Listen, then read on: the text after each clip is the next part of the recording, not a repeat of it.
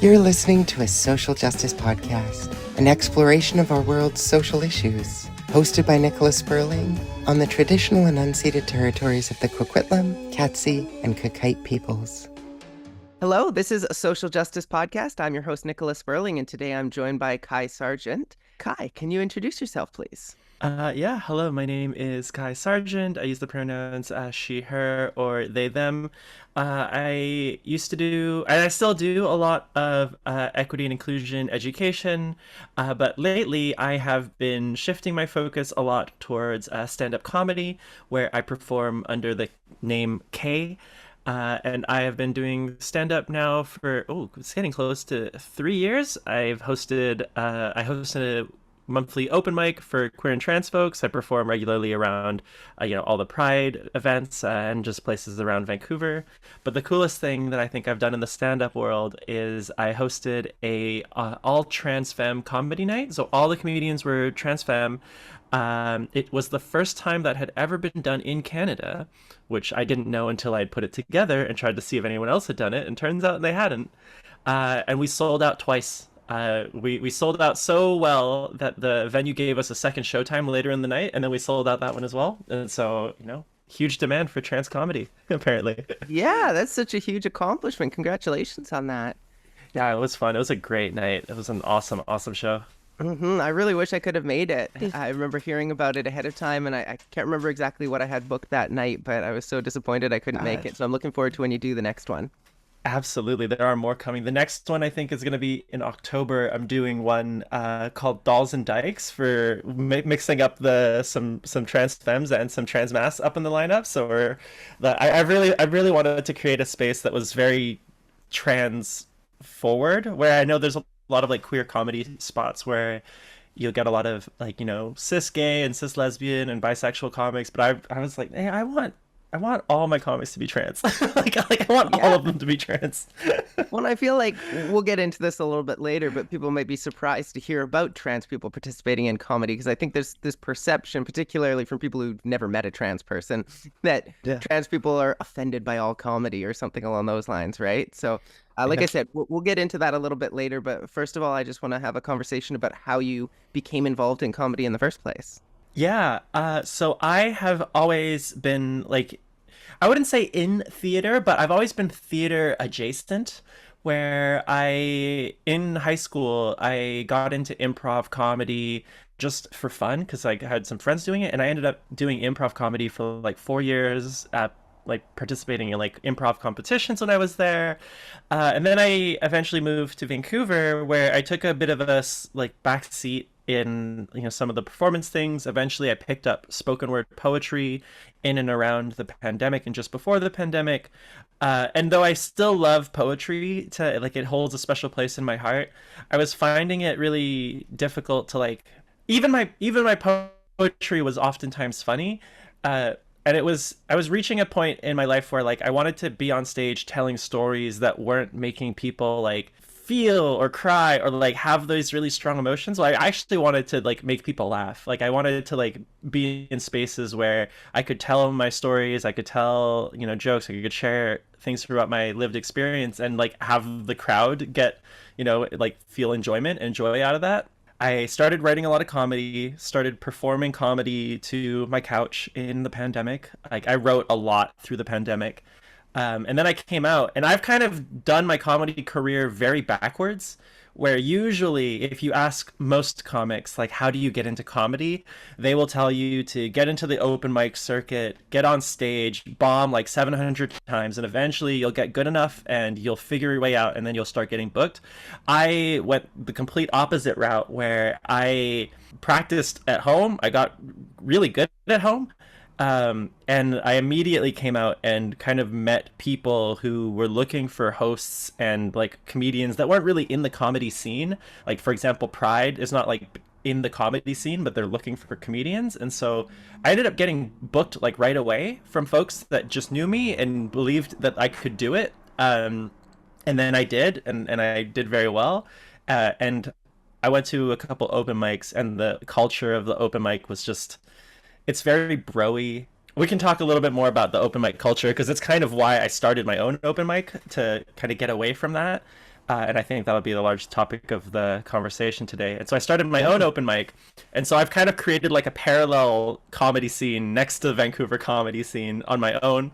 And now I'm circling back for like, okay, I really gotta like actually make the connections that I need to like really, if I want to take my comedy career further, I have to like be part of it, right? I gotta be in the scene for all of its good and all of its bad. I gotta like actually work with the community and be with the community and then figure out where that's going. So that's kind of where I'm going in now. Now I'm getting booked on like the more like conventional shows, the established shows, and building my network from there. But yeah, that's a brief touch on how I got into comedy.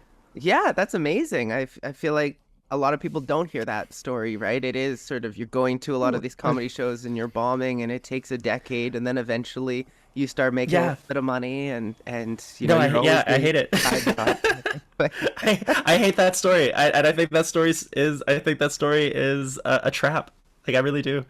I mean, it works for some people, but I think it's a story that is forced on people because most comedians aren't thinking of any other way, right? They're not really, there's such a pressure in comedy to do things the one way that it's always been done, and if you don't, there's a bit of like a gatekeeping kind of culture.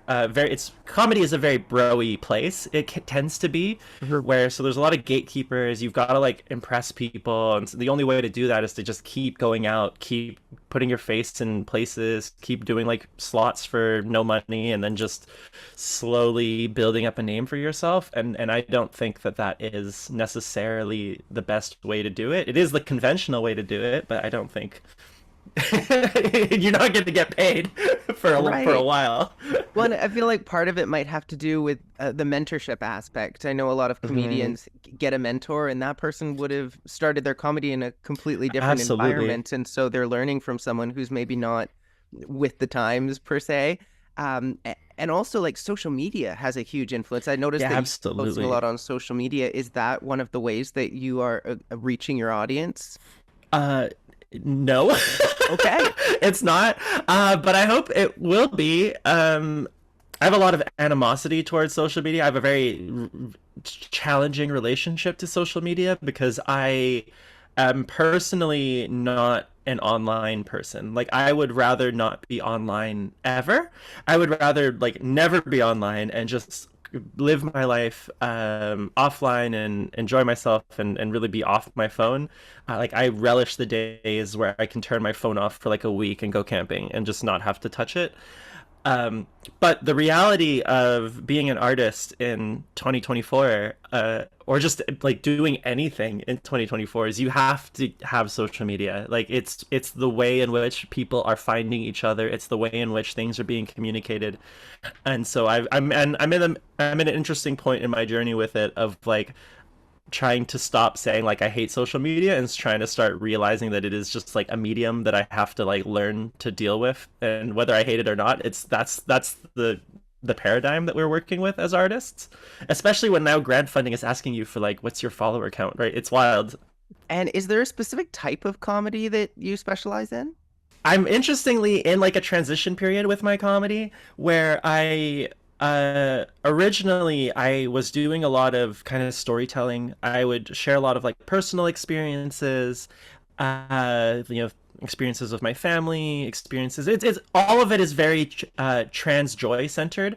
I would say that prior to right now, and still very much, my central theme in my writing is and will always be the celebration of the trans experience, and like how hilarious the trans experience is, because it is a ridiculous experience to go through. Like, to walk through the world as a trans person, and to see the ways that gender is pressed upon me and pressed upon everyone else, and the ways that I can see how people have to press themselves into their gender boxes that I don't feel as confined to because I've kind of stepped out of that. Like, it is a very interesting, as a comedian, for me, like, the role of the comedian is to kind of poke holes in the fabric of like reality for people. And as a trans comedian, I think I can do that so well with just like how weird life and gender really is if you take a step back. But I think given the political and social context that we're moving into, I am pivoting a little bit to do less like personal storytelling, and to do more political comedy. Like I want to write more political comedy, very very similar to like I think people like Bassem Youssef does like amazing political comedy, around like the war in Gaza. Also like Jon Stewart in the US. Like I would like my kind of long-term goal is to eventually do like a Jon Stewart style daily show, but like weekly show. I used to want to do that as well. Exactly. Like that's kind of where I would love to go, because I think that one of the things we fail very hard in Canada to do is we don't communicate politics to the people, right? It's very hard, or at least not in an accessible way, right? Yeah, not in an accessible way. And so I think that that's kind of the direction that I'd love to go, is be able to bring more of the Canadian political context to people in like an accessible way, like through comedy, commenting on things like the Olympic kerfuffle. Like there's so much comedy in that for how like atrocious that whole debacle was, right? So like things like that, where I think that previously I was trying to make comedy that would make everyone laugh no matter what. I didn't want to rock the boat. And now I'm at the point where I'm like, no, the boat needs to be rocked. Like the boat really does need to be rocked. Yeah. And I want to rock it in a fun way. Well, that's one of the things that I really enjoy about different John, but John Oliver, because he does these really deep dives into political stories. And I think a lot of times when comedians try to approach politics, they're just taking these sort of surface level jokes, and they're not really giving the audience an understanding. And it's not necessarily a comedian's job to give people a deep understanding of politics. But one of the things that I appreciate about him is that by using comedy to bring attention to these issues and doing them in an in-depth way, it really makes people gain a really good understanding of what's happening in the world around them. No, I agree. And like definitely would love to like be able to do some more of that. Like if I could eventually grow into a point where I had the capacity to do John Oliver style investigative reporting and then bring that into the Canadian context, I would love to. I've got a couple projects to get off the ground first. I think once I build my like self and my following and just build my even just my experience, right, as a comedian for a little while, I think in the next few years I'm gonna try to like shift into the Jon Stewart / John Oliver style of like late night comedy, because I love that. Like I watch so much of it. It is a lot of my comedic style, like on stage style, is informed by folks like them. And I mean, as much as they are amazing, to have someone who's not a cis white man doing it is going to be amazing as well, right? Yeah. And I guess along those lines, you work in DEI and you're an activist and you're a comedian, and we talked a little bit before about how some people might not think that a trans person would be involved in comedy, and that combination of things might be viewed as sort of unusual, or maybe they don't fit together. But do you think that the various work that you do is at odds with each other in any way, or does that all kind of mesh together really well? Absolutely not. So I teach like workshops, right? Like equity and inclusion workshops, like Trans 101, Neurodiversity 101, stuff like that. And I say that work is basically just comedy disguised as education. And in my comedy, I'm basically doing education disguised as comedy, right? Because very much the art of both facilitation and of comedy, the crux of it is maintaining the tension of a room. And putting a framework out there and helping to guide an audience through a topic or through something, and then landing the plane on the other side in a way where the audience has now come to a new understanding of something. And at least that's the way I understand comedy, right? Like there's a lot of different types of comedy. There's like just slapstick, like people will say, comedy is just about making people laugh. And to some extent, like it is. But for me, I think the real gem that comedy brings is it really does allow you to bring people through an idea. And when they land on the other side of that idea and they're laughing about it, that's how you know that they've kind of internalized what you had to say. That's how you know that they really listened to you, is they're laughing, because clearly they heard it, they digested it, and it was funny, and now they like are gonna stick with that for like forever, right? So And we kind of had this conversation. We volunteer on the parade working group for Vancouver Pride together, and we were having a conversation about your work in DEI, and you were talking about how some people, when you try to educate them or you try to correct them, they sort of get a little bit on edge. They don't want to receive that criticism, and they push back against it. But if you approach it in a comedic way, or you open those doors in other ways, that you're able to reach those people more effectively. So that's really interesting to hear that you see comedy and that DI work in sort of the same light. I think the best facilitators and more facilitators and educators need to really ask themselves, are people having fun in their workshops? Are people enjoying themselves in their workshops? I think that's a question, and I think it's changing. I think a lot of folks in the facilitation world are doing really great work. Like I know, like everyone knows Adrienne Marie Brown and the work that she's been doing in this space around like, joy activism. But I really think that if you are delivering an education session about a DEI topic and people on the other side of the table are not smiling by the end, you probably haven't really landed somewhere. Like you might have given them information for their mind, but that's not going to go anywhere. I did a lot of research into like what really works in the DEI sphere. And one of the challenges with DEI is you've kind of got a few reactions to it. You get the people who don't want to learn. And if you try to give them information that conflicts with their personal beliefs or their personal views, you'll actually send them the opposite way. You'll get backlash. People will come out of your workshop worse than when they came in because they just disagreed with you and you never gave them a reason to agree with you. And so they think of you as even worse. Then there are the people who like, no, oh, I should learn this. I should be here. Like, this is good. I know it's good, but I'm not like interested. And then you give them all this information and then they're going to like, they're ticking the boxes. They're like, yes, I've been in this training. Yes, I've done that. It's in my head. And then they're going to walk out the door and they're going to forget all of it. Right. And it's not actually going to change their behavior. The only way to really inspire behavioral change is you have to inspire people. You have to like, that's like, you have to do art. You have to inspire people to like really think about like, wow, that's really amazing. Like, I really think that I can be a catalyst for change in my society. I really think that I can like make a difference. And this experience has really showed me like what the next steps to making a difference is and what I can do. And then they go out in the world and then they're thinking about that, So that's comedy, but it is like facilitation. Yeah, absolutely. And I mean, I guess coming back to more traditional comedy or established comedians, they'll often claim that political correctness is ruining comedy. And I wonder if there's an element to that. Obviously, you're able to find ways of incorporating comedy into DEI work and using comedy to educate people and talk about political subjects and all of these really positive things that I think help push like social change. But do you think there is an element of, I guess, political correctness or social justice ruining comedy in some way? Or is that just a matter of comedians not being able to figure out how to be funny without insulting people? Yeah, no, those people who say that anyone who says that political correctness is ruining comedy is a hack comedian. And I will go on record to say that forever.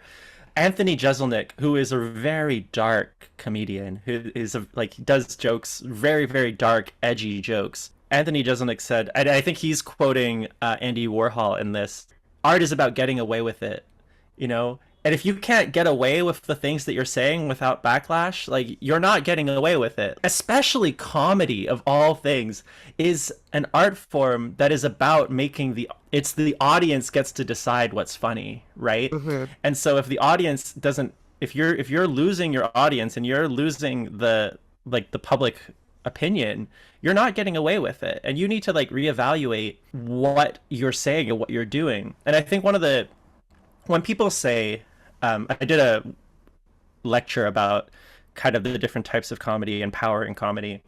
When people say that political correctness is ruining comedy, what they're really saying is that they can no longer rely on inaccurate stereotypes to make jokes. Mm-hmm. Because what anti-PC comedy is really just using a collection of stereotypes as your foundation to build punchlines off of.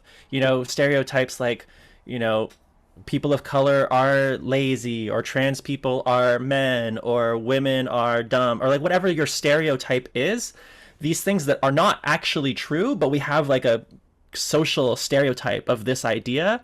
And then a comedian knows the stereotype and writes a joke where the punchline of it reinforces the stereotype at the end of the day. And that's why people get offended, because people who live that life, who know that the stereotype is not true, it offends them, because you're just sharing misinformation at this point, right? And that's the problem, where people are saying like, oh, PC's ruining comedy. It's like, no, because you're the fundamental like foundation of your joke is built on misinformation. It's built on misinforming the public of like inaccurate and harmful stereotypes. And if you actually spoke truth, right, you can use comedy to speak truth to power. And I feel like I'm rambling a little bit, but I feel like people like Dave Chappelle, I'm the most like disappointed in, because Dave Chappelle, if you listen to his old stuff, like he used comedy to speak truth to power, right? The truth of the Black experience to power. Like Dave Chappelle was so good at being able to highlight the truth of the Black experience in a way that counteracted the narrative of like racialized power in the US, and that was what made him so good. And now he's coming on the other side and using stereotypes of trans people to basically spread misinformation. And assuming that, I think he has a very misguided understanding that where he believes that like as a Black person, punching up at trans people is like punching up. Like I think he has this like weird kind of view that he's still punching up because trans people are somehow more privileged than Black people, because he doesn't understand like that's not how it works at all. Like I think that's his like where his head is at from what I've seen and read in his comedy. And so that's the challenge of it. But I wonder how much of that is that comedians who are established, they have been through maybe decades of telling jokes, and jokes that used to land with an audience 20, 30, 40 years ago, they don't land with audiences the same way these days, because we know more. Like we know those stereotypes aren't true in a way that maybe people back then didn't know that those stereotypes weren't true. And so they've stopped being funny, because we realize this is just perpetuating harm towards a community. Yeah. How much of comedy today do you think we're going to look back on in 20, 30, 40 years and say, wow, that was really inappropriate? Do you worry about that in your own comedy, where you go, this joke that I'm telling maybe isn't going to fly in 20, 30 years? Or are you really careful to try to stay away from jokes that might not age well? I think because I approach comedy in such a fundamentally different way than a lot of these comedians, I have no concerns that any of my material is going to like age badly, because my material is very much a reflection of my experience in a point in time, right? When you write a joke that punches down, like the term that we use is like whether we're punching down or we're punching up, right? If you're writing a joke about a person, a marginalized community, or even just about another person, you're punching down. You're using the stereotype as the punchline of the joke. Matt Rife got a lot of flack, who's a comedian. Matt Rife got a lot of flack because he wrote a joke about that. Basically, the punchline of the joke was there was a woman with a black eye, and she got that black eye because she couldn't cook well. She was just a bad cook in the house, and so that's why she got the black eye.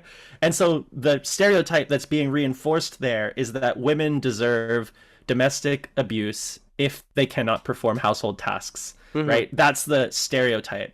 And when you're punching down like that, sure that can be funny because people can laugh, but ultimately what you're doing is you're reinforcing the stereotype that is wrong. It's very superficial. The joke is only funny as long as you stay at a very superficial level, right? Because if you think about that joke at any degree, if you actually try to think about why that joke was funny, you will feel uncomfortable at what you just kind of thought about yourself. You would be uncomfortable with that reality, that why you're laughing at this. Whereas if you're punching up, and I think Hannah Gatsby does this really well in Nanette, when you punch up and you talk about a structure or a system, if you are a queer person or a trans person making comedy about transphobia, you are actually innately, in order to be funny, you have to be insightful, you have to provide information to the audience that they don't see typically, because that's how you like break the illusion of what the reality is.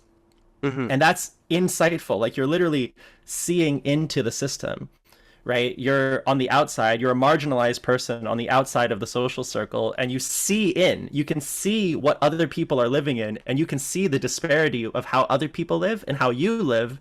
And the joke can comment on that, and that breaks, and that's what, when people laugh, that's them recognizing the truth of your lived experience versus the thing that they assumed about trans people, or the thing that they assumed about Black people, or the thing that they assumed. Now you've revealed the real truth, and now they have to sit with that, and that makes them laugh, right? The ridiculousness of life.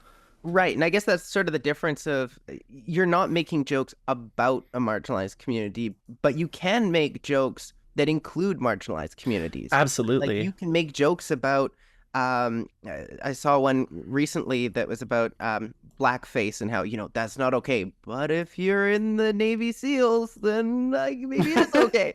Right. And all these Black people are sharing it on TikTok right now, killing themselves laughing over this joke that a white person told about Black people, but it wasn't done in a way that was making fun of Black people. And I think that's the difference that was being made there. Well, and I think that is an example where the vast majority of people are not going to consume comedy at like this highly intellectual level, right? They're going to see a thing and it's going to make them laugh, or not make them laugh, right? For something like that, the idea of blackface, right? There is a lot of historical context to blackface, right? There's a lot of stereotypes associated with blackface about what blackface is, the minstrelsy, making fun of Black people. That's the stereotype. But the truth, like true reality, is that people who do paint their faces black in the Navy SEALs do it for a good reason. They do it for like the military. That's true reality. And that's when the truth of like what, like capital T truth, is in conflict with the stereotype. And that is where the laughter comes from. It's that recognition of like, oh yeah, the real world is actually broader than these stereotypes that we live in. That these stories we tell ourselves, and that creates the comedy. So when you're saying like you can tell jokes about like with people from marginalized communities, you can tell jokes about trans people, you can tell jokes about Black people, you can tell jokes about Asian people, you can tell these jokes. You just need to recognize like what is the reveal? What are you revealing? Is the thing that you're revealing something grounded in a true reality for these people, or is it a stereotype that isn't true, but it's funny because it's untrue, right? Where for a lot of folks, you see this in like conservatism, this idea of like nostalgia, of like making America great again, or going back to this idealized past, is that for a lot of these people, political correctness or just like progressive movements are really shattering a lot of these truths, fake truths that they've been holding their whole lives. That, the idea that like Canada or America is a fundamentally just place, the idea that you can like meritocracy, the idea that you can just work hard and you will succeed in life, all of these myths that are totally untrue. Right now that we know our history, we know that we're founded on like very colonial genocidal acts. And the more people try to be like, this is the truth, the more they want the safety of those old stories, and the more they want comedians and stories that reinforce their existing beliefs. And why when a political correct comedian comes up and tells a joke that makes them think about the fact that they're living on stolen land, they don't like that feeling and they want to run away from it. It's not funny anymore because now I have to think about my life. Right. I have to reconcile that. I mean, I think like 20 years ago, some of the jokes that were circulating around the schoolyard the most were ones about how Mexicans couldn't afford to support their families. And, you think back to that and you're going, what the heck were people thinking spreading these jokes around? Because literally what you're doing is making fun of people being discriminated against, not able to find adequate employment. And instead of making fun of the people that are preventing them from getting that adequate employment, you're making fun of them for not being able to access it. Like, that's such a fucked up thing to do, right? Like, what? Yeah. Is that? It's because it's easy. It's easy to rely on stereotypes, and this is why I also call like a lot of the people who hate PC comedy, why I call them hack comedians, is because the job's gotten harder. The art has gotten a lot more difficult.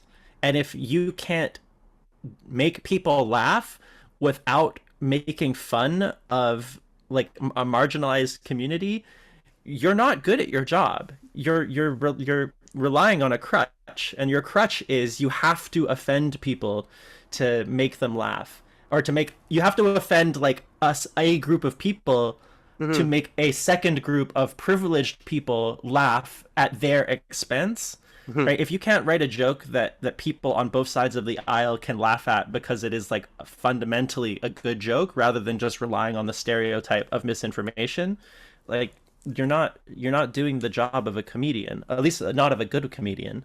Right. And what do you think of someone like Russell Peters, for instance, who kind of creates a career around insulting everyone? And I guess the logic is, well, I'm making fun of everyone and I'm not singling out specific groups of people, and therefore that's okay. And also I am, in some way from a marginalized community, and therefore it's okay for me to do it where it might not be okay for someone else to do it.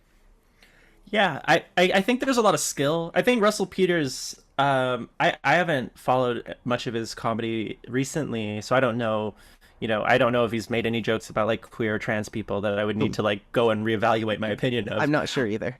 But like at least in terms of like his work and his material on race and racial dynamics, I mean, a lot of it does, from what I remember, a lot of it draws from his personal experience as a racialized person. A lot of the stereotypes that he is leveraging are stereotypes that he himself sees and faces and works with and navigates every day. And so when he's calling attention to those things, and also the thing that makes Russell Peters like just really funny is he's got great craft, right? His voice work is really good, his accents are really good, like, and I guess Gabriel Iglesias would be in a similar Gabriel Iglesias in the similar face, where a lot of the reason why they are as funny as they are is not necessarily the writing, although they are good comedians, but a lot of what makes them so funny is the craft they have of the theatrics, if to put it in no other way, is like they have great craft. They can really pull people into a world, right? They can pull people into a story with the voices. Gabriel Iglesias is a good example of someone who actually, like, almost all of his material is personal storytelling. Right. Like, almost all of his material is storytelling. And yes, there's people of different races in those stories, but he's not using any stereotypes of these people. He's actually telling the story of real people and what really happened in his experiences. And he's using like voices and theatrics to amp up the comedy, to make the comedy more exciting and more immersive, right? And I guess when he does his like, he has a racist gift basket skit that he tells, right? And it's his black friend, and they get him a racist gift basket and deliver it to his room and pretend they're the Chamber of Commerce and all of this. And I guess that one works because, one, it's his personal experience, and two, it's a friend of his who was okay with the joke and who comes on stage with him to also help tell his side of the story during the joke, right? Yeah, absolutely. And this is what I mean. Like, there are ways you can do this that don't involve like relying on misinformation, right? I think that really comes when I keep going back to this idea of stereotypes and misinformation, is because we live in a world with enough information now that we know what is wrong, we know what is like literally incorrect. And when you go on stage, like someone like Ricky Gervais goes on stage and talks like shit about trans people, and says things like, we know that scientifically he is incorrect. He is just wrong. And so that's why if he goes on and he's telling this, there's a responsibility element where there's millions of people that are going to watch this stuff. And the vast majority of these people aren't going to go fact check you. They're not going to like go and actually look up, is like the things you're saying actually true, right? He's always saying, oh, it's a joke, it's not serious. I'm like, yeah, but it is serious, because that's the responsibility that you have as an artist. And if I have a really personal pet peeve of people who find themselves in positions of power and privilege typically white, cis white men who find themselves in positions of power and privilege and then try to act as if like it's just like their opinion and it's their voice and it's like no one else should have to, like, it's their opinion, they shouldn't need to like have to censor themselves for anybody. And I'm like, yeah, but you have like 1 million people listening to you. And those people aren't, like, for them to be like, well, that's their responsibility to do their own research is so childishly selfish. It's so like childishly arrogant to the reality of like, that's just not how people engage with media. And you know that, but you just don't want to like sit with the reality that you should use your privilege for like the well-being of society. And for you, it's easier to just like go up on stage and do whatever you want. And, you know? Yeah. And you've mentioned two people that I wanted to bring up in my next question, because I find like Dave Chappelle, Ricky Gervais, they tell some very distasteful anti-trans jokes.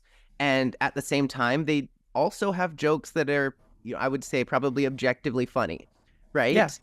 So do you think that it's possible to enjoy artwork that's created by someone you're offended by? Or does the offensive nature of some of their work tarnish the rest of it? This like idea of like objectively funny, because I mean, I know, I guess subjectively funny. I should but you're right when I think when you say objectively funny, when people say objectively funny, what they mean most is people would laugh at it. Yeah. But I think what is really being said with that term, objectively funny, and I know this because I did a workshop, or I did a lecture about this topic specifically. And in that lecture, I talked about how the technique of comedy, because all a joke is, like, what is a joke? A joke is a setup where I build tension, and then I give you I give you a premise, I set the joke up, so I build a tension, and then I give you a punchline and I release the tension. It's just a wave of tension in the audience. Hannah Gadsby talks about this a lot. The technique of comedy is this wave. And when you can do this wave well, as you are, like, I don't want to say that like people like Ricky Gervais and Dave Chappelle are bad comedians necessarily, in the sense that they have so much experience with the craft, is they know what makes a joke funny. They know the technique, right? They're very great craftsmen, right? They know how to craft a joke. They know how to like manipulate the energy of a room to get a laugh. And so when you say like these people have like objectively funny jokes, it's like, of course they have objectively funny jokes, because that they're phenomenally experienced comedians. They have so much experience.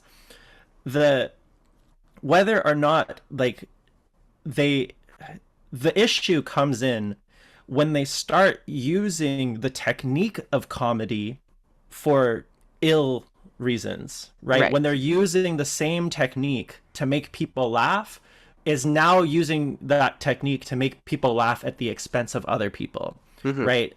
And that's the difficulty of that, right? And I don't know, you know, I'm not Ricky Gervais's psychologist or Dave Chappelle's psychologist. Like, I could speculate a lot about like the internal, like their internal ideologies of how they see the world. Like, I personally think that for a lot of these rich white comedians, is even like Ricky Gervais, you know, if you think about his early career in The Office, it was really kind of like a firebrand of like critiquing the ridiculousness of office culture and like office politics and how dumb that was. And I think he's gotten to a point now where, I mean, if we think about the narratives for a lot of like cis white comedians, is the space that they occupy in like our larger social narrative is shrinking, because they used to have all of it and now they have some of it, most of it still, but it is shrinking because we have new voices coming out. And so the ways in which that people like Ricky Gervais used to be able to provide really insightful commentary on the human experience is less valuable now, when the people who are giving like the real insights to the human experience are, you know, the trans people, are the people of color, black people, indigenous people, right? We are the people who now have the platform to really showcase and really comment on the power structures of the world. Back when Ricky Gervais was doing The Office, like, it was really meaningful to have a commentary on like the power structure of an office.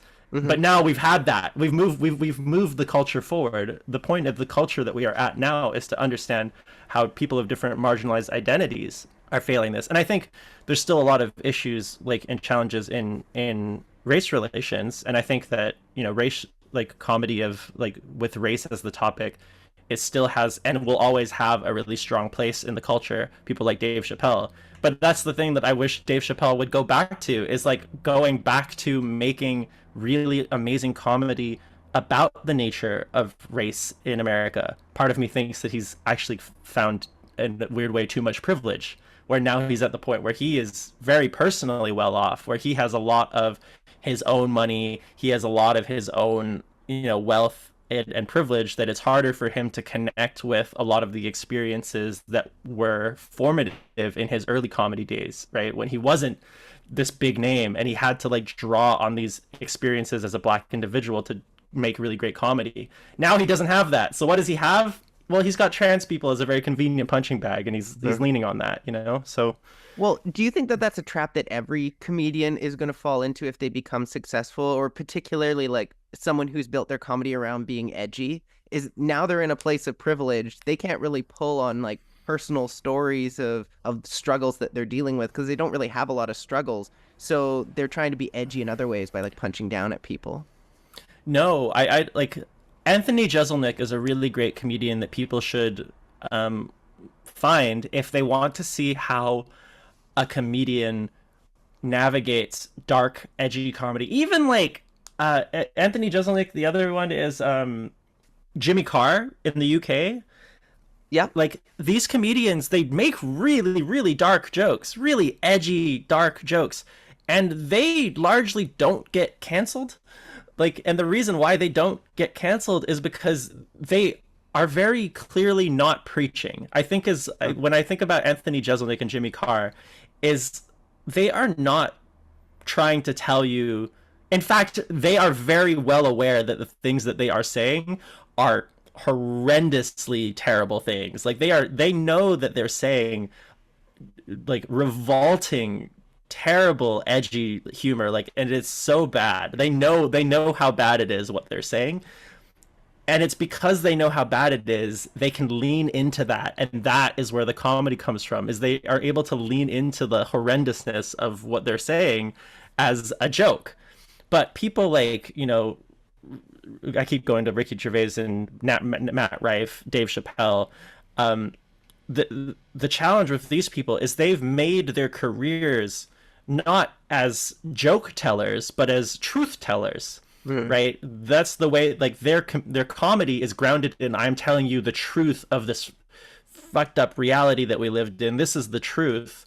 Right. And so now they're coming in and they're not telling truth anymore. Now they're just like giving you like a myopic version of what they see as a privileged individual, right? That is not true for everyone else.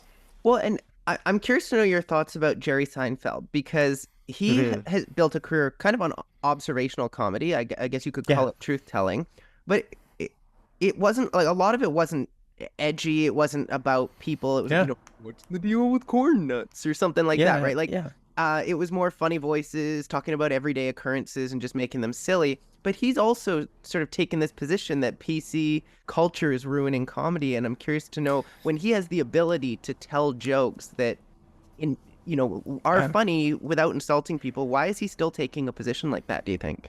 I mean, I think for someone like Jerry Seinfeld, who is just such an institution, like in and of himself, like, and this is why it's so hard, because Jerry Seinfeld, as far as the craft goes, is such a phenomenal comedian in the craft, right? His ability to like see the comedy and the timing.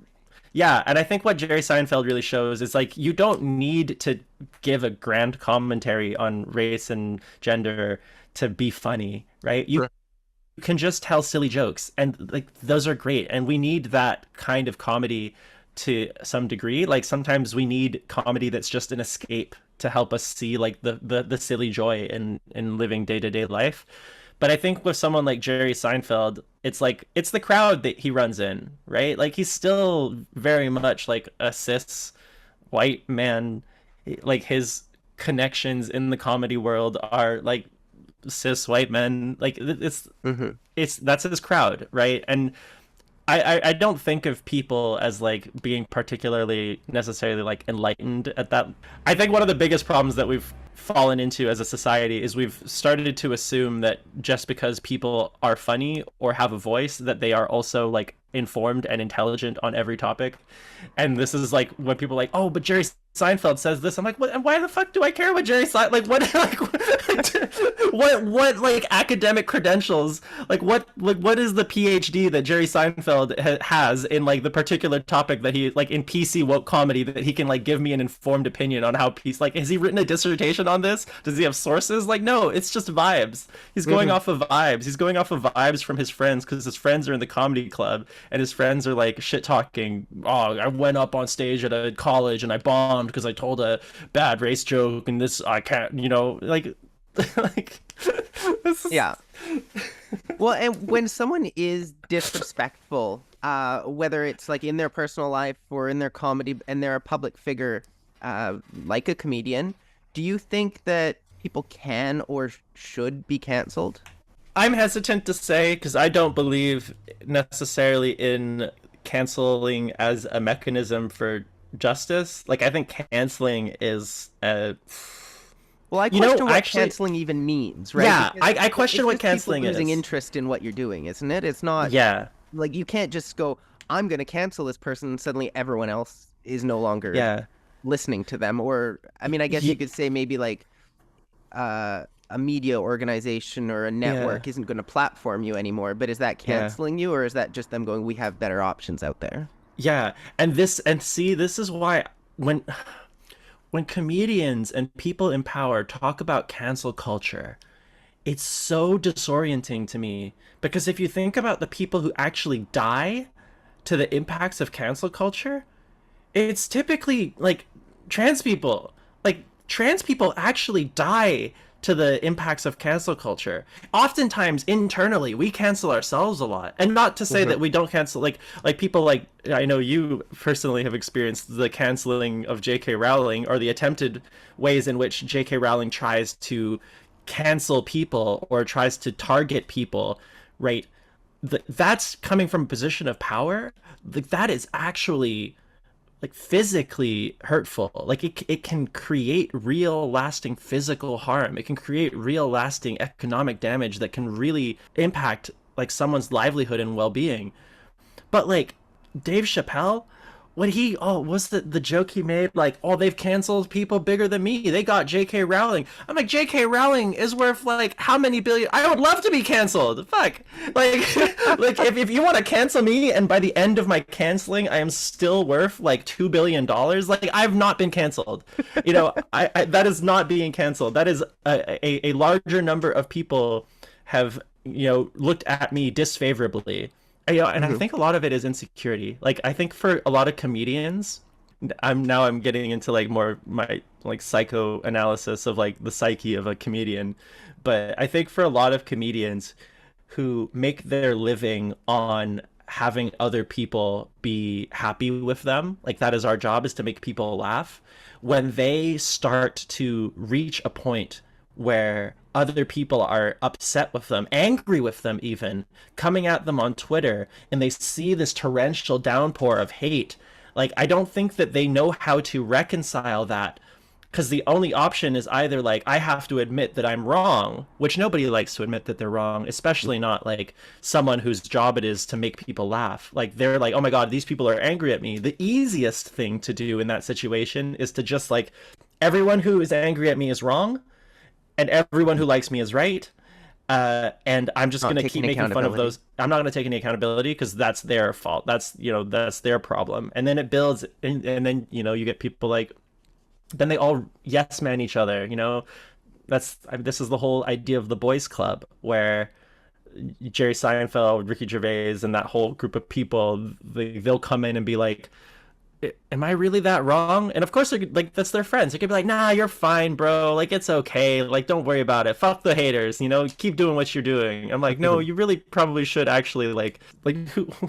who's gonna tell you that? Can you imagine like a group of like 5 bros and one of them's asking like, hey, did I do something wrong? And 3 people say like, no, you're totally good. Like the 5th one is not gonna go, you know, I really think you should think about the impacts of your words, and you should really like contemplate how you affect like society at large. Like that's it. Like I wish it happened, but that's not like that's Peer pressure.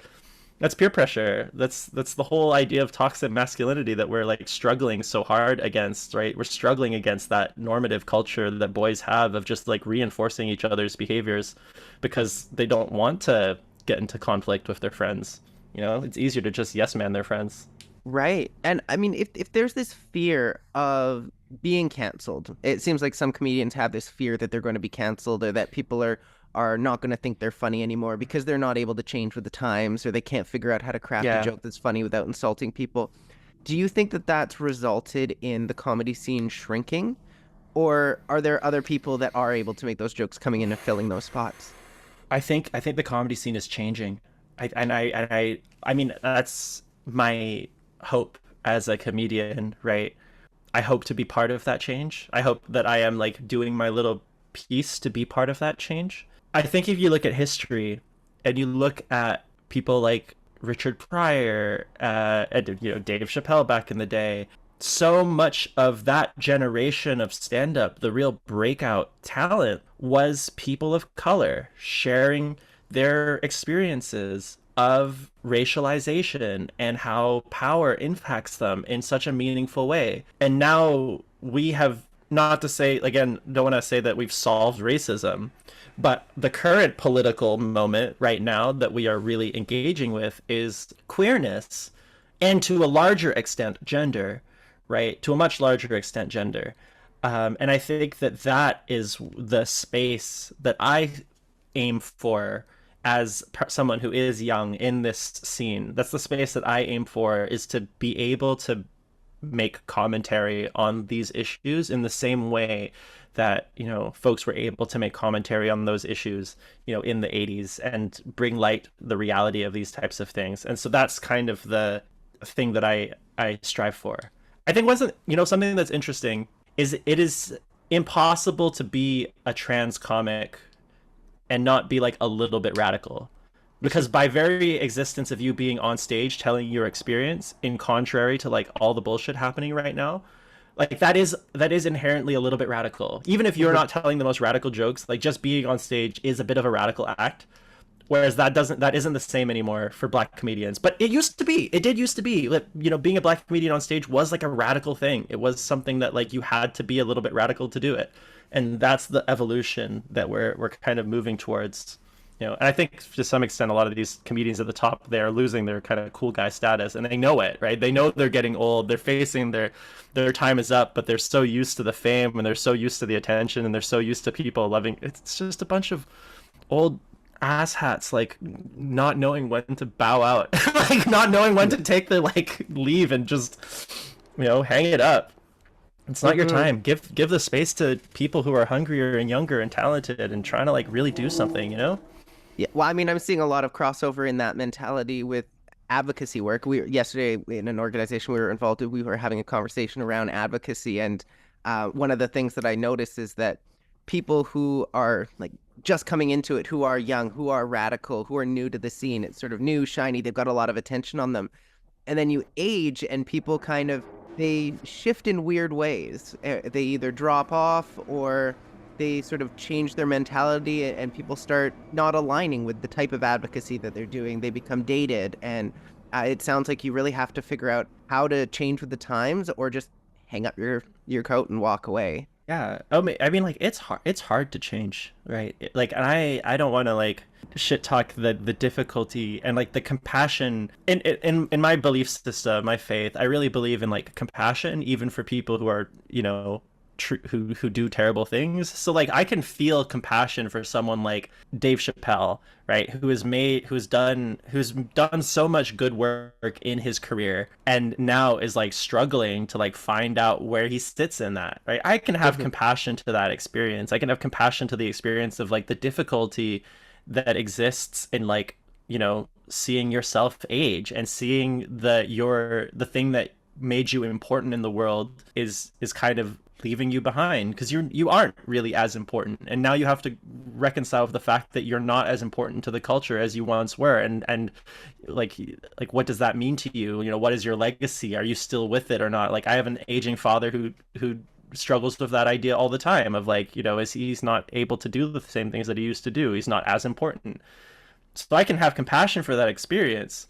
But when your reaction to this reality that you're facing is to like grasp onto straws and to like, you know, start throwing trans people under the bus because it's the best thing that you can think of, because it's the only thing in the political moment that you know how to like, you know, will raise eyebrows, you know, it'll get clicks, you know, it'll get attention. Makes you relevant again. It makes you relevant.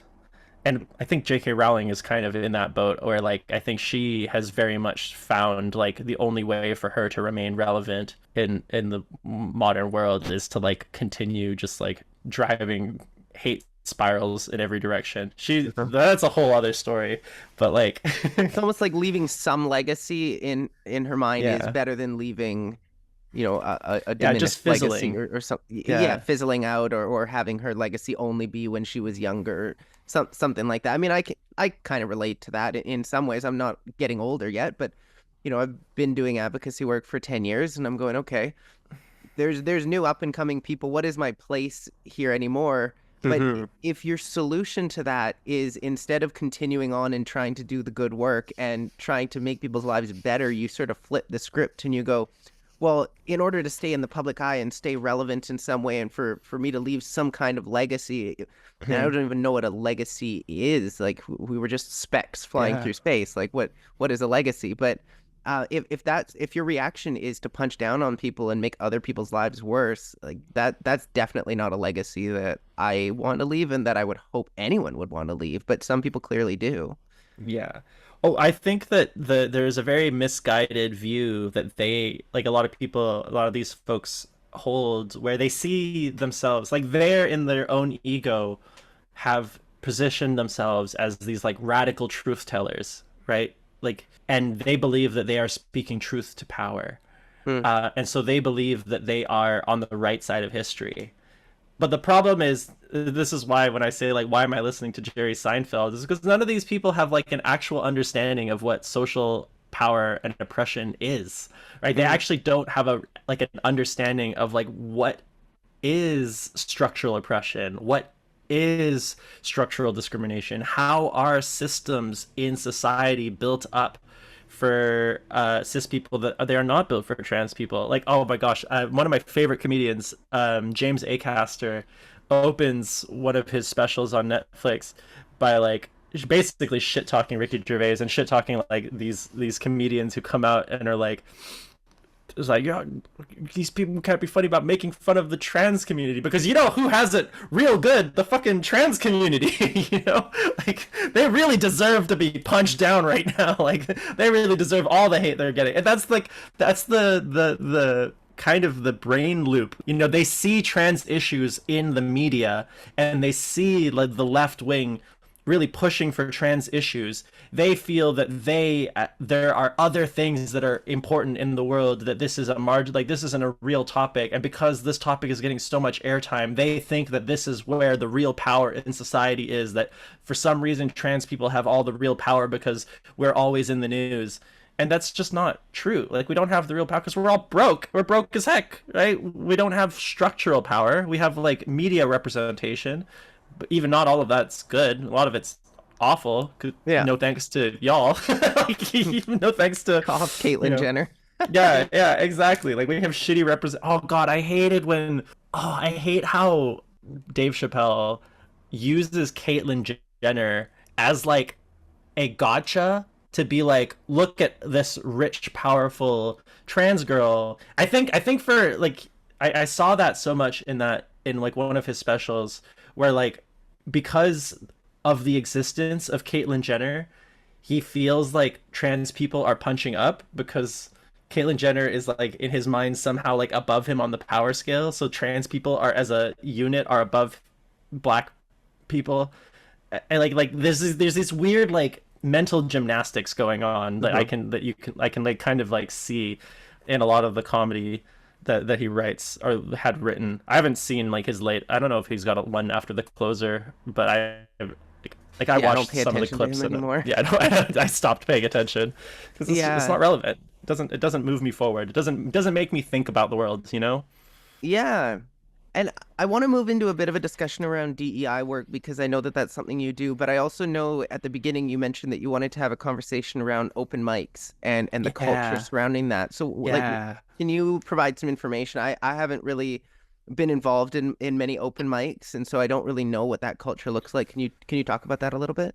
Yeah. The stereotype of an open mic is that it's an empty room with a bunch of comedians in it, and you get on the stage, you get your like 2 minutes, your 5 minutes, and you're just trying to make other comedians laugh. Like there's not really much of an audience there because like no one's gonna come to watch like open mic comedy because it's just a bunch of people like testing material. So you've got mostly the audience is other comedians, and the other comedians are trying not to laugh. Like they are actively trying not to laugh because they want to see you bomb. And so there's this mentality of like, prove to me that you're funny. Like, prove it to me that you're a good comedian, right? That's the gatekeepy, bro-y, open mic culture, right? Is this Instead idea of lifting like people up, they're trying to tear them down. It's very much like, if you are funny, you will shine. And unless you are good, that's the, you know, when people say like you just need to go to open mics and bomb 100 times until you're good, right? That is the energy where there is this culture in comedy and the open mic circuit that is very much about just like proving yourself. There is a very masculine prove yourself kind of culture in open mics, and that's why I say my open mic is the silliest and least serious open mic in Vancouver, because I don't care. I don't know how we've managed to turn an art form about making people laugh into a competition. You know, that seems so ridiculous to me. So in my open mic, like most open mics have a lot of rules, like, you know, come up with like 2 to 5 minutes of good material, get up on stage, do your bits, and get down off stage. You know, it's like it's structured. It's very like grr. Whereas for me, I want anyone to get on stage. Like I tell people when they come in the door, like if you have one joke, like what's your favorite joke that you tell your friends? Like just in, you know, if you want to get up on stage and tell one joke and get off the stage, love, please. What's your favorite story? Like tell me about that funny thing that happened to you this week. Just tell it. Like I just want regular people to get up on stage and just share their experiences and realize the joy of making people laugh. Right? That's what I'm in it for. Right. I'm so much in it to see like just regular people, not comedians, who just like this funny thing happened to them and they want to tell someone, but they don't really, you know, have anyone to tell, or they've already told their friends, but they like need to tell, they just want to tell someone. And I'm like, yeah, get on stage. Tell me. I'll listen. I will laugh. Like I will love it. The thing I say before my open mics is I say that there's only one rule, is that nobody is allowed to bomb. And that's a rule for the audience.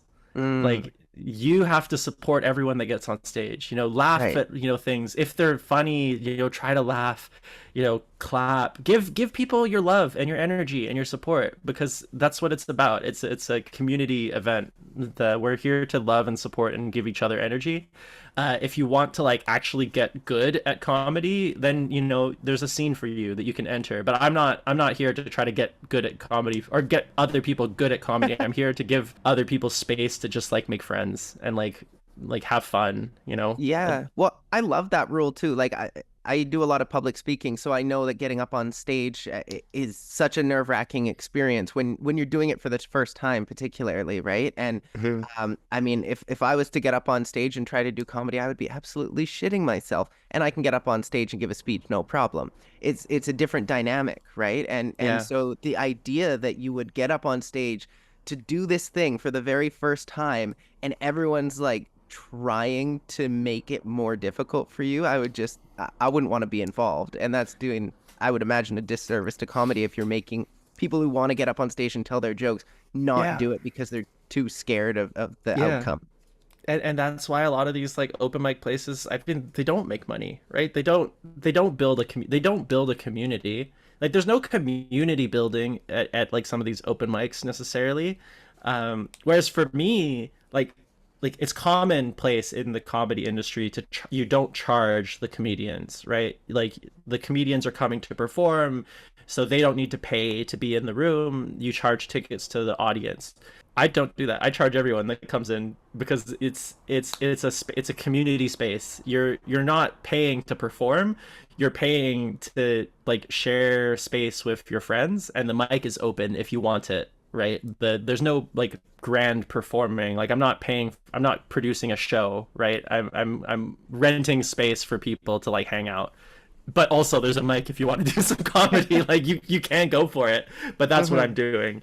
And that's why my community is growing, and I think it's why it's going so well, is because people are coming back because they were like, I looked at my tickets for the show that I'm doing this Friday, and I've got a lot of like people coming back after months because they're like they've got stories, they've gone and done things, and they want to come back and they want to like share the things that they've done, right, with the crowd, right? I love when I get like recurring regulars. How many regulars do you see coming back to open mics? Like none. But that's not like, I'm not doing a comedy show. I'm doing a friend hangout that just happens to have comedy.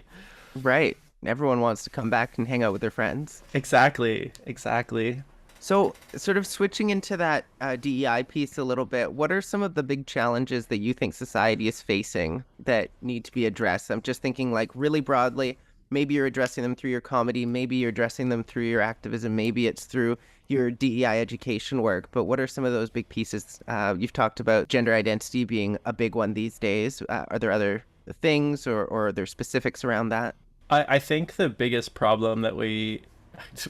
I'm a philosopher or something, but like I think the biggest problem that the problem that I grapple with a lot as an educator, as a facilitator, as a artist is the problem of humanization. Like I think we're losing the ability to humanize each other, and we're losing the ability to humanize ourselves, right? And this is why when I said earlier that like I struggle with social media, like I fight with social media, is because social media as a technology is grounded in the dehumanization of the self. You are creating a profile for yourself that is not you. It's not real. Like your profile is not real. Like that is a curated profile of the things that you are putting out into the world as a brand. You are dehumanizing yourself when you are using social media. You have to. That's the technology. That's how it works. And because so many people live on social media now, they have lost the ability to see themselves as full humans, and they lose the ability to see other people as full humans because they're only seeing the dehumanized element of themselves that other people have put on as like this performance of themselves on social media.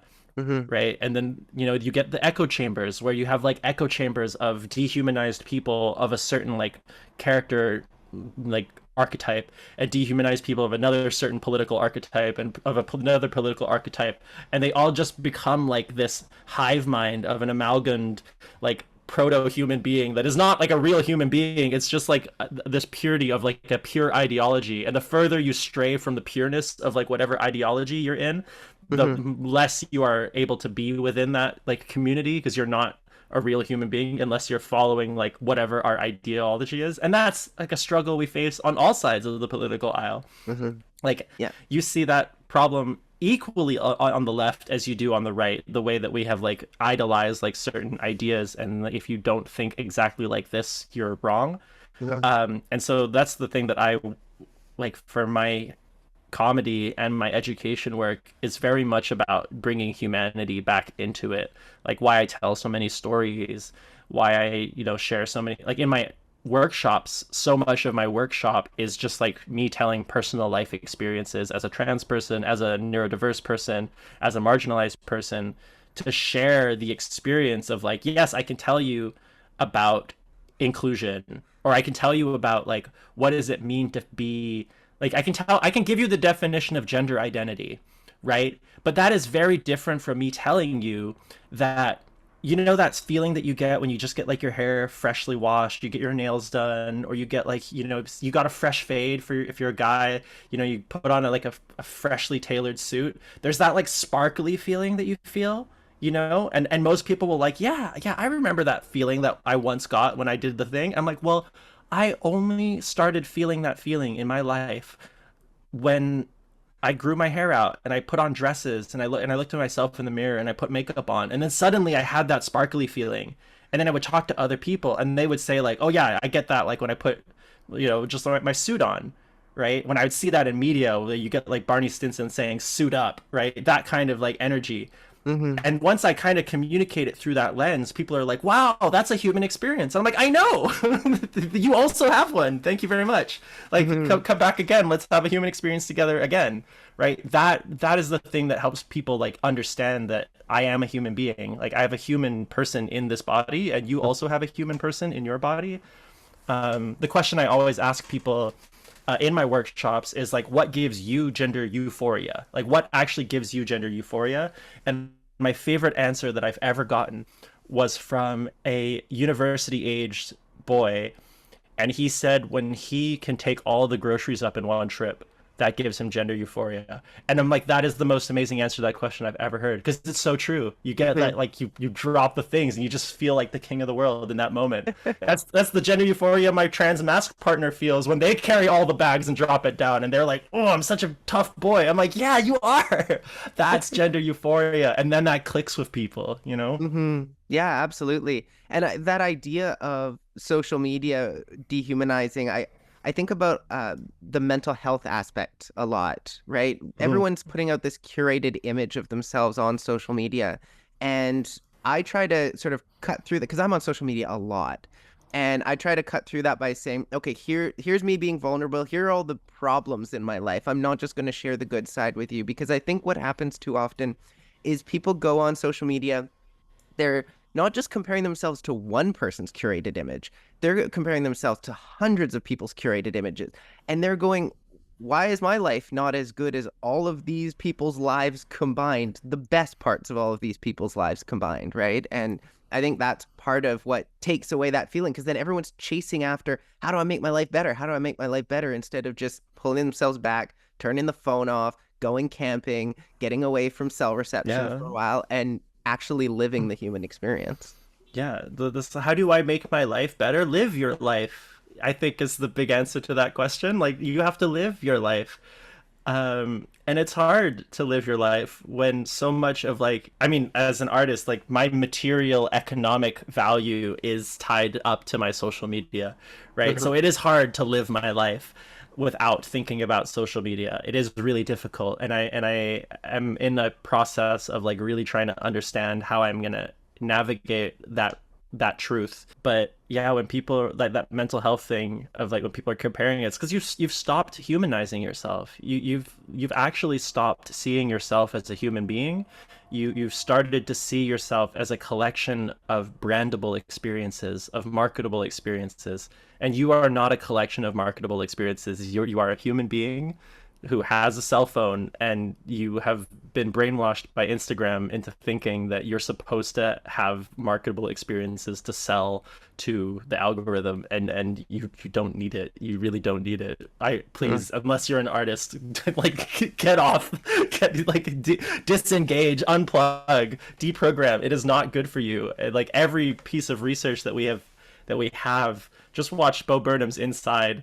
like it is not good for your mental health. It's not good for your human health. Yeah, and I think there's also like a balance to be had in the middle there, where instead of looking at social media and going, okay, what is the trend of the day, and let me turn that into this thing that I'm doing in my life, go, what do I enjoy doing in my life? And maybe I just share that with some other people. It might not get all the likes, it might not get all the views, but it's my real life experience. And okay, it's going to keep my social media a little more active than it would otherwise be. Because like I work as a social media manager, and it's really difficult to find content all the time, and especially difficult to like take on a trend that I'm not that interested in. So like I did a trauma salad last night with some friends of mine, right? And like we just wanted to do it for fun. I don't care if it gets views. We had a good time. We did it. I put it out there, and if no one sees it, whatever. It was a fun time. We're not like, we don't always need to be chasing the highest views and the highest likes, even if we're going to be engaged in social media and trying to do that thing. Yeah, I agree. And you did catch me for a second, because I'm very I have the very large tendency to get into social media doomerism, and you did catch me there, where you're like, it's a balance, and you're like, yes, you're right, there is a balance to be had. Like, for example, we wouldn't have had, here's a really good example of like the pros and the cons of something like social media. Gaza, we would not have the information that we have about Gaza without social media. We just wouldn't. Yeah. But at the same time, I think about the Vietnam War, and I think about the history of the Vietnam War. And yes, the Vietnam War went on for a really long time. And yes, it was atrocious and horrific. It was horrendous. But then when we finally started to get the images and the pictures, and we started to get journalism of it, it ended. It pushed the culture. It pushed society to really rethink about, when the Napalm Girl image came out, when the monk who was on fire, who I can't remember his name, the monk who self-immolated, it's there, and I can't remember his name right now, but when those images came out, they were so striking, and they grabbed everyone's like attention, that it forced an end to that conflict. But now, because we have social media so desensitized, like all these graphic images have desensitized us, where now I think that the pull of like an individual horrific image is so much lessened. Like, we don't see one image and then like the world stops anymore, right? Like now we see like billions of images, and we're still struggling to stop the machines of war, right? And there's a lot of reasons for that, but that's like, when I say there's like a balance, there's pros and cons. Like, there's so much. Social media is such a wild technology that is like reshaped human existence. So well, and I think too, like the latest image that I can think of that was one of those, it really stands out to you even in the social media landscape, was the Syrian refugee crisis and the baby that had died on the beach. And I don't think that was because of social media. Like, I think it was in part, but it was more mainstream media. Like, that was, people were still paying attention to mainstream media articles in a way that I don't think happens anymore, because social media has sort of limited the ability to share those things, right? Like Facebook in particular, you can't share news articles on Facebook. I think that was how I saw that image in the first place, was a media organization shared that image on their Facebook page, and then I came across it that way. But when it's just random people sharing things, and it all sort of gets promoted in the same way by the algorithms, it all blends together. And sure, it's horrific, but no particular instance is really catching your attention. There's not one thing that's making everyone walk out their doors and gather in front of the government buildings and protest and say this needs to end, make a change, in the way that happened with the Vietnam War, right? Where people were activated, they were getting outside, they were protesting, they were making their voices heard, and they couldn't be ignored at that point.